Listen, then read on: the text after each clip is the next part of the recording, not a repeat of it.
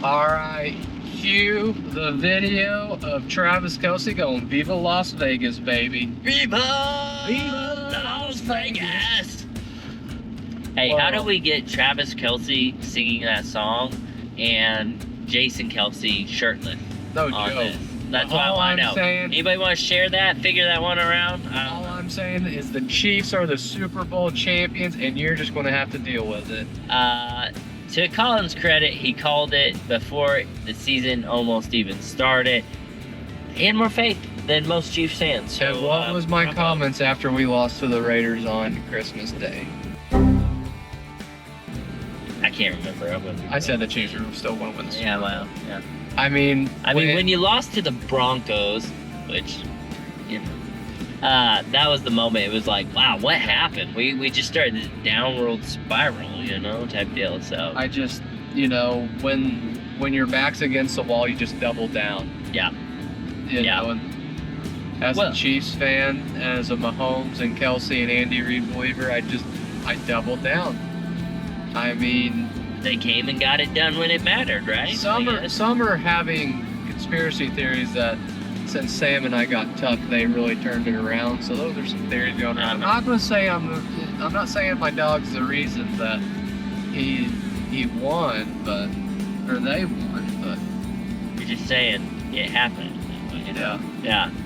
All right. Well, but I think, you know, watching the Chiefs season overall, but then the postseason and even the Super Bowl brings a great talking point and correlation with what we do in our room. And that is, you just don't hit the panic button. You got to have the right players on the team and the right coaches and the right back office. And you all have to buy in to the goal and the mission. Yeah. And I think it's the same thing with investing and playing for retirement. You got to have a great retirement advisor, financial advisor, investment manager in your corner, essentially the coach. Yep. And then you got to have right pieces. You have to have the right investments. You know, if you're all cash, you're oversaturated. You want to be diversified, and you have to have the right pieces of the puzzle to reach your goals and stuff like that. But then you also have to have good back offices. I almost look at that as like you have to have the right investment team, the right chief investment officers. That's the Brett Veaches, the Clark Hunts, everything like that. You have to have a strong backing behind that. And so I think those are crucial pieces to building a Super Bowl plan. Yes. And then like you said, the players you choose and pick to put on the field. Hey, in your portfolio, what we want to try to accomplish is at every single position of that portfolio, you have an all-star level fund or manager meeting the needs of that direct position. And that's what we look for. We don't want to just set it and forget it and hope it works out. We want to be actively looking for the best possible solutions to meet every single criteria of every single area of your portfolio. I mean, look at the Chiefs 6 years ago. Their defense was horrible. Yeah. Spagnuolo was right there. He was the coach of it. People were downing Spagnuolo.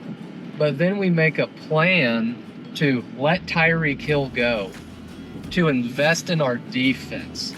And now we had one of the most dominant defenses in the whole entire NFL the past season. Even though they improved significantly last year. But that was a long-term outlook. It's the same thing with a financial plan. You're not going to be able to max out all your 401k, Roth IRA, and all these investment accounts, and also plan for estate tax planning with life insurance, and plan for long-term care health costs, and plan for all of these different scenarios all at once. Mm-hmm. You have to have that plan with a long-term aspect, anticipating, hey, right now we're planning for this. And through these years of working together, you're going to start being able to plan for other things, college education, generational wealth. But it doesn't happen in one go. And I think that's a great comparison to how the Chiefs have developed over the past 6 years. Well, and to take that even into Super Bowl territory, you know, the first half of that Super Bowl was really just a slugfest between defenses. I mean, kudos to both sides of it. They were keeping, when the offense was struggling to get something going, they were keeping the other side from getting their side going, and so just kept you in the game, you know, and until we finally got it going and were able to win. I think that's something that's most people don't realize it, but when you can have the confidence in your financial advisor that you know that he is looking through all aspects of your financial planning, you know, because that's what we are. We're not just sell you investments. I think sometimes people just think, oh well, he only does this, and that's not true. We're quarterbacking. We've mentioned this before. Your whole finances, whether that's helping you think through your estate plan, helping you think through your tax planning, helping you think through your wealth management. Obviously, your Social Security maximization. You know, how do we plan for future needs? I mean, it goes across the board, and I think people just kind of think, oh, well, he's the guy who just invested my money, and suddenly he hasn't, he had a poor year, I'm going to have no confidence in him. Well, the one thing that you can't expect is immediate gratification. Like, you can get that through the service and, the experience that you have with onboarding and stuff like that. But from a result standpoint, it's never just one move that makes or breaks your financial plan, just like it is with a football game. It's not just one call the refs made. It's just not one drop pass or one turnover.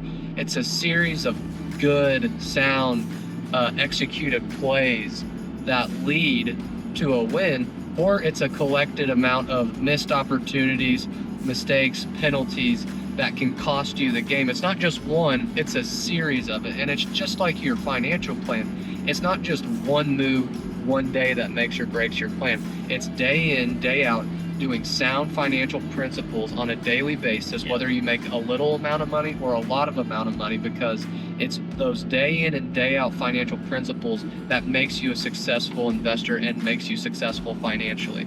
That is hands down how you do it. And any person that was successful with money will tell you the exact same thing. It's 1,000 little things done right over and over again that leads to that success. I mean, it's true with the Chiefs too, right? That last minute overtime drive for a touchdown, it was 1,000 practices that led to that win. Yeah. So, I mean, what a time to be a Chiefs fan. I mean, like, from a sports standpoint, I respect what Tom Brady did. I did not like seeing what Tom Brady did, especially when he beat the Chiefs. It's just like, gosh, that was just ugly. But from a sports standpoint, what he did was incredible. And even though it sucked, you had no option but to respect it. But now that it's our team that is constantly doing what they're doing, I love it. Does Travis Kelce and Taylor Swift want to be engaged by the end of the year? I don't know as far as that goes. I'm going to say no. They're too high profile, but... All right, let me ask you this. Are they going to be together by the start of next season? Better answer wisely here. I can't say I care, but I mean, for both of them, I hope it's a good relationship. I'm always hoping that people, no matter what, treat each other well, and Travis does that for Taylor, and Taylor does that to Travis, and if it works out and they get married, great. Next question. Is Jason Kelce actually going to retire? Yes, I think so. I think Kylie is ready to have her husband with their 2 young daughters, and I think Jason has put in... I don't think he can hang it up yet. Really? I don't think he can. I think he's going to. I think he's going to hang it up and focus on the next part of his career. Now, I think he could go into coaching. I could very well see him be some type of coach. Yeah. Well, guys, that wraps up this month's episode of Bucks and Trucks. We hope you enjoyed it, and also we hope that you're just as excited as we are with the Chiefs being back-to-back world champs. But as always, be sure to like, share, and subscribe on YouTube, LinkedIn, and Facebook. hey, if in your finances you want to shout Viva Las Vegas, then hey, give us a call. We'd love the chance to help you reach that financial goal that makes you want to shout it. So, but as always, Keep on trucking and go